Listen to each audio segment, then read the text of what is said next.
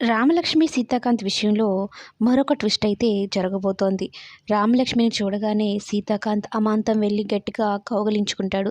రామలక్ష్మి ఏమో పిల్లల్ని కాపాడినందుకు థ్యాంక్స్ చెప్పడానికని వస్తే సీతాకాంత్ అలా కౌగిలించుకునేసరికి ఒక్కసారిగా సీతాకాంత్ చెంప పగలగొడుతుంది.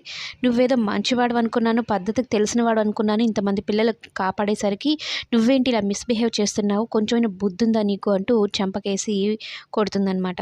రామలక్ష్మి నువ్వేనా ఇలా మాట్లాడుతున్నావు, నువ్వు నా రామలక్ష్మి అంటే ఏంటయ్యా ఏం మాట్లాడుతున్నావు, రామలక్ష్మి రామలక్ష్మి అంటున్నావు, నా పేరు మైథిలి, మైథిలి గ్రూప్ ఆఫ్ ఇండస్ట్రీస్కి నేను ఒకే ఒక వారసురాలిని అంటూ మాట్లాడుతూ ఉంటుందన్నమాట. సీతాకాంత్కి ఏం అర్థం కాదు, రామలక్ష్మి ఎందుకు ఇలా మాట్లాడుతున్నావు అని.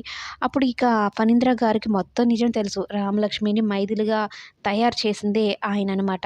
అయితే ఏంటి బాబు మంచివాడు అనుకున్నాము, పిల్లల ప్రాణాలు కాపాడేసరికి నువ్వేంటి ఇలాగా చేస్తున్నావు, పోలీస్ కంప్లైంట్ ఇవ్వాల్సి వస్తుంది చూడు అని అయితే ఏం మాట్లాడతాడు.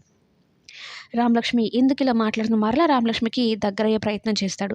రామలక్ష్మిని వదిలించుకొని దూరంగా వచ్చేస్తుంది. అప్పుడు తనంతట తానే ఏడుస్తూ ఉంటే ఇక ఫణీంద్ర గారు రామలక్ష్మిని తీసుకొని ఇంటికి వెళ్తారనమాట. ఈలోపు ఈ శ్రీలత, శ్రీవల్లి వీళ్ళందరూ మనం ఎంత హ్యాపీగా ఉన్నాము, ఈ ఆశని ఎంత బాగా ఎంజాయ్ చేస్తున్నాము, ఆ సిరి కొడుకుని కూడా ఆ సీతాకాంత్‌కే తగిలిచ్చేసాము, వాడు చక్కగా జాగ్రత్తగా చూసుకుంటున్నాడు, ఇంత ఆనందంగా హ్యాపీగా ఉంటే బోర్ కొడుతుంది, ఇంకేదో కావాలనిపిస్తుంది అని అయితే శ్రీలత, శ్రీవల్లిలు మాట్లాడుకుంటూ ఉంటారనమాట. అయితే శ్రీవల్లికి ఒక డౌట్ వస్తుంది.